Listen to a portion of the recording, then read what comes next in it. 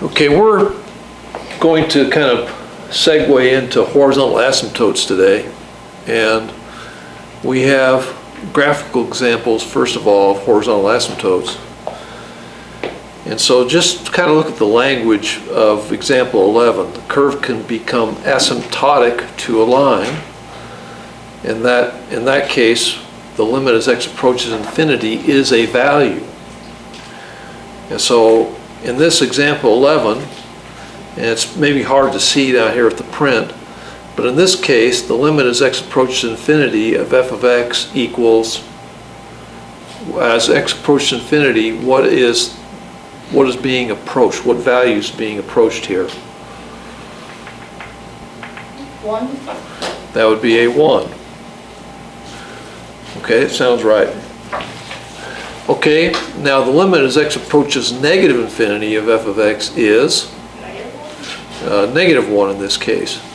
Now, 9 times out of 10, or even more often than that, a horizontal asymptote is going to be the same as you approach negative infinity or positive infinity, but in this case, not. Now, so now we go to example 12. In this case, so you have this kind of oscillating function here, and I think I know about which one it is, maybe. In this case, the limit as x approaches infinity of f of x is, what is the value approaching as we keep on going in this pattern? That would be 0. Okay, the other thing is flattening out. And the limit as x approaches negative infinity is also 0.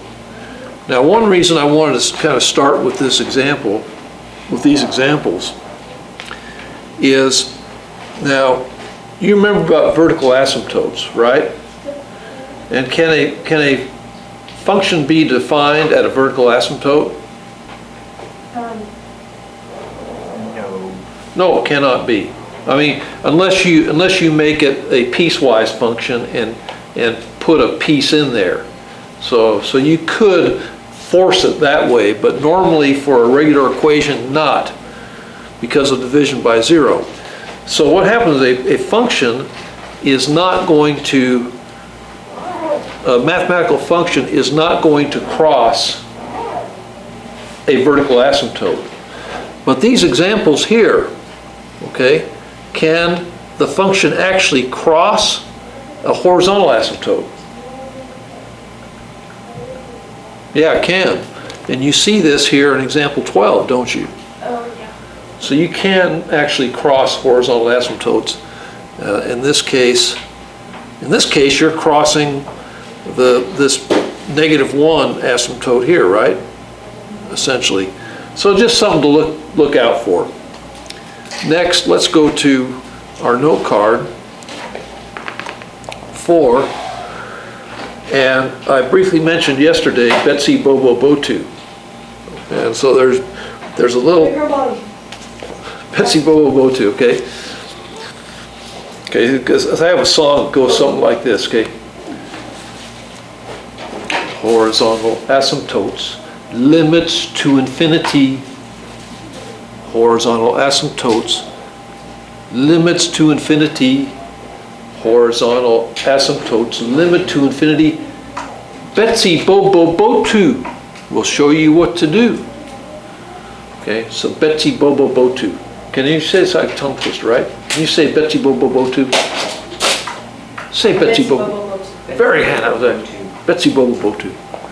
Has sort of a ring to it, doesn't it? BETC, BOBO, BOTU. Okay, now these acronyms are, this means if the bottom equals top, you use, and this should be the word here, use coefficients. If bottom equals top, use coefficients. We're going to talk more what that means. And so that's BETC, and we're going to give examples of this. And BOBO means bigger on bottom equals 0. So if the function is bigger on bottom, the horizontal asymptote is y equals 0. Okay? Next, BOTU. If the function is bigger on top, undefined. Bigger on top, undefined. And that would be for regular power functions, but also there's this hierarchy as well. A logarithmic function is less than a polynomial function, which is less than an exponential function. So when you consider bigger on top, bigger on bottom, BETC, you got to, most of the time, you're looking at polynomial functions or power functions, one over the other. But you got to consider logarithmic and exponential. What's bigger? What is bigger, an exponential or logarithmic? Exponential normally for positive functions. And you could see that, like if you graphed an exponential function, it would look like this, right? What does a logarithmic function look like? Looks like this. Looks like this, right? And a polynomial function is going to be, now we're talking about end behavior, is going to be between the two. And now one thing about an exponential function is that a positive exponential function is going to have a horizontal asymptote of y equals 0 as you go toward negative infinity. I mean, usually. Of course, you can have a negative function and an exponential function can actually go like this. So you have to have an active mind and think about such things. So let's go ahead and look at some examples. Here we have number 1, the limit as n approaches infinity of this function here. And what do we call a limit as n or x approaches infinity? What is the definition of that? What do we call that? Starts with an H or an. A what? Wait. What's the question? As the limit as n approaches infinity is what? Is the definition of a horizontal asymptote. Oh, yeah. That is a horizontal asymptote. Didn't see it there. I think we saw it. We might have seen it in note card 3. Okay. So this means a horizontal asymptote. So when you have these things like this, you look at it, and the question you have to ask yourself, or can ask yourself that will help you, is this a BETC, BOBO, or BOTU situation? So what do you think for number 1, BETC, BOBO, or BOTU? Betsy. Think it's BETC? Okay, Gavin says I it's think it's BETC. Betsy as well. BETC, okay, yeah. And you gentlemen are correct, because what happens is, that BETC stands for, if bottom equals top, Gavin, And we're talking about the degree. bottom equals top, you're talking about this thing right here. The highest degree of that, right? And those two are equal, the highest degree. And why do we only care about the highest degree here of each of the numerator and denominator? Why do you care about that? Biggest. It's the biggest. What it is this, they rule the relationship here. So as you go toward infinity, what happens to this 10,000n? Okay, it pales in insignificance. So as we go toward infinity, it's like we can forget about that, about anything less than to the power of 2.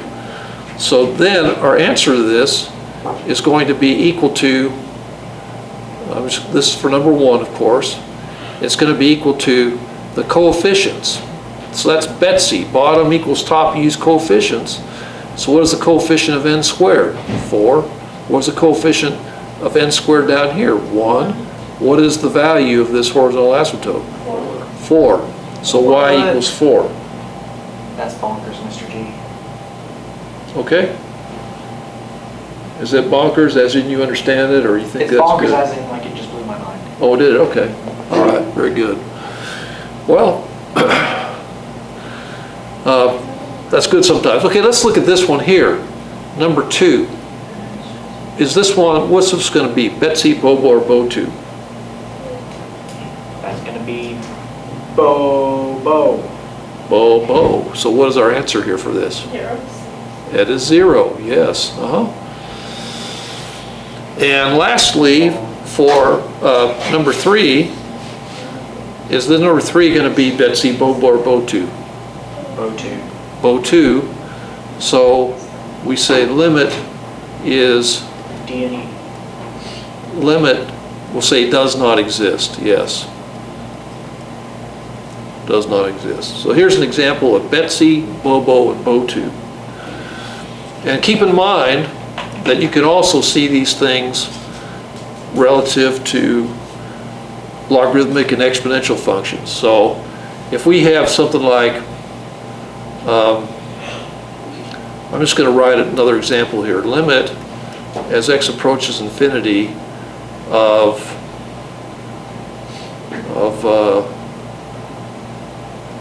3x to the 4th power over e to the x power plus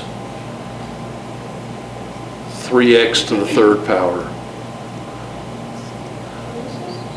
What is this one going to be here? Oh, whoa. I'm gonna guess.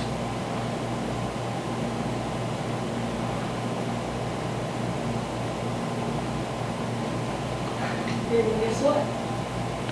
All right, Hannah, why don't you guess? I can guess 6. I said that earlier.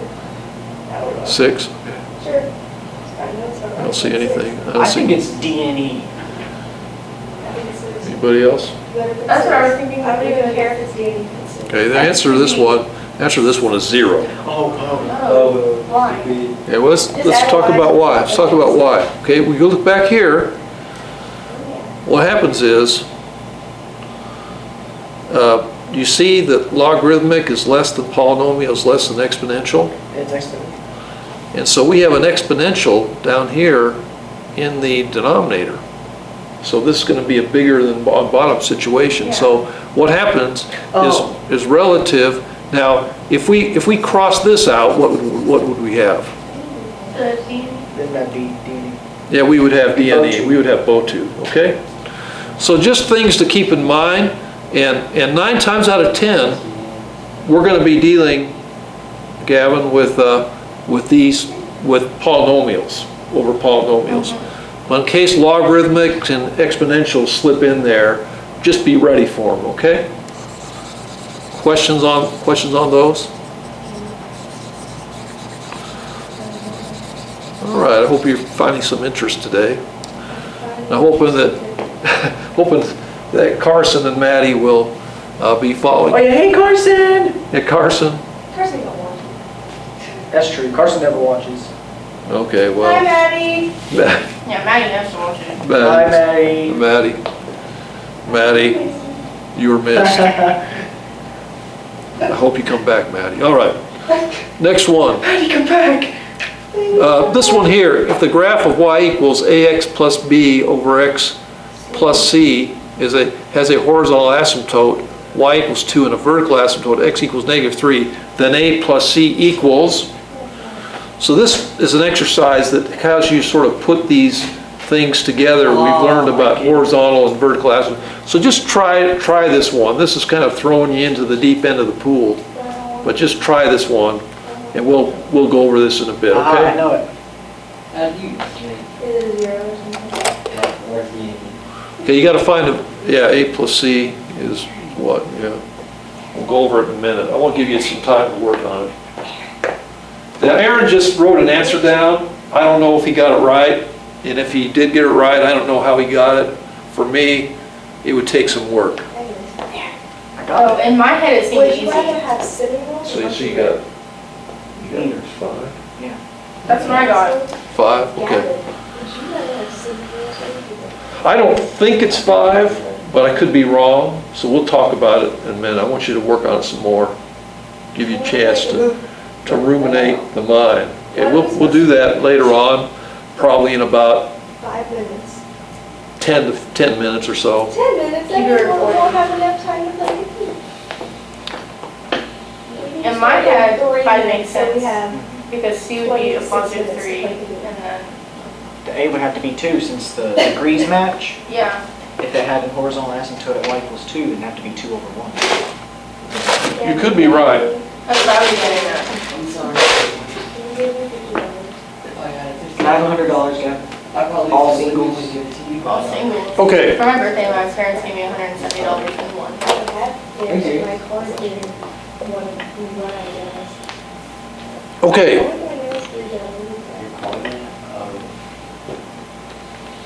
We have a horizontal asymptote of y equals 2, right? And a vertical asymptote x equals -3. So what we have is, for the function to be undefined at -3, we're going to have -3 plus c is equal to 0, right? Does that make sense? Because this has to be 0, and if x is -3, -3 plus c is 0, so what does c equal to? 3. So c is going to be equal to 3. And we already have that. Then we have a horizontal asymptote of y equals 2. And so what we're going to have is for that to be the case, we have to have some coefficient a to x over x. We're talking about x, and they would cancel, right? So we'd have 2. So what is a going to be equal to? So a plus c equals 5. So you guys got it right by just looking at it. So you guys are super geniuses. What can I say? Thank you. See, I don't know how to do that just looking at it. How did you do that by just looking at it? In my head, it just made sense. Because like, Well, because I knew, yeah. for it to be, for the one was also asked to be B2, it had to be 2 over 1, and then, and because like x is the same. They were the same. Okay, you guys got it right. I don't know. I just gotta give you credit for Makes that. sense. It just made sense.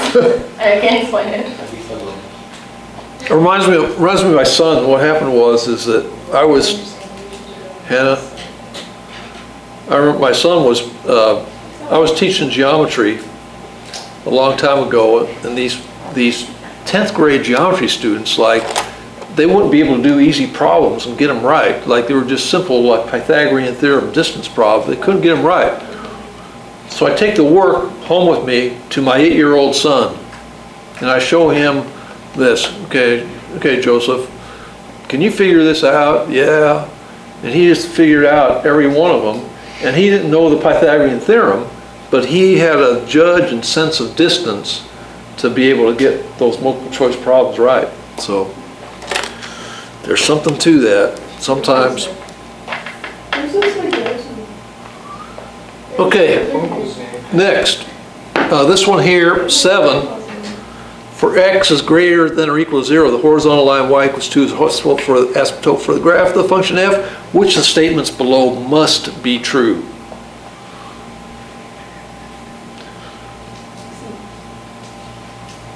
Okay, hold on. It gets back to the definition of what a horizontal asymptote is. Must be true, is it B? Must be true.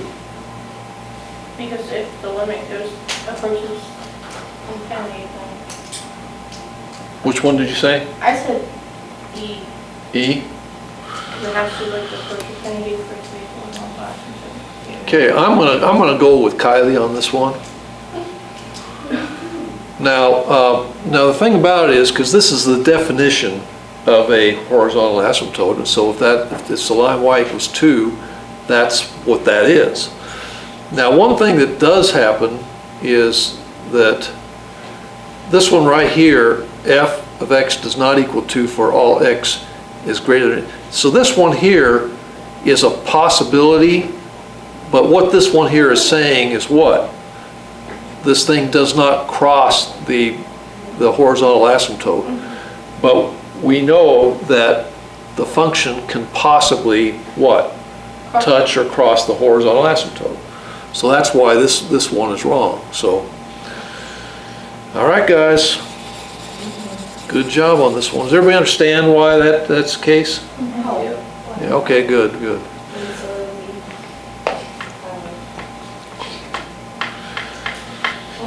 Okay, we're gonna go ahead over these examples 7 and 8 pretty quickly.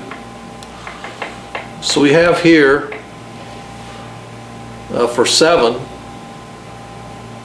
the limit as x approaches 1 from the left side is, Negative infinity. I say does not exist, right? And it does not exist with the character being toward negative infinity. Aaron, you're right. The limit as x approaches 1 from the right, same thing, right? And the limit is x, so this one here is a limit that does not exist. Now f of 1 is, looks like that does not exist either, right? Now the limit as x approaches negative infinity of f of x is, looks like about 1, maybe 1.1, we'll just say 1, right? The limit as x approaches positive infinity of f of x is? Negative 2. Negative 2. Okay, one of those instances where they're different. Then here we have the limit as x approaches 3 from the left side does not exist. Limit as x approaches 3 from the right side also does not exist. So that limit does not exist. And then f of 3 is, well, that does not exist either. And limit as x approaches negative infinity of f of x is, looks like negative 1. And limit as x approaches infinity from the right side, looks like it could be 0. It's really not as determining, but I'd say equals 0 for that. That's just what it looks like. Okay. So I wanted to get that'll be fine. I think we're just going to leave it there. We'll just come and work on these more tomorrow. And then we got to have our quiz on limits too, but we'll get it when we get to it.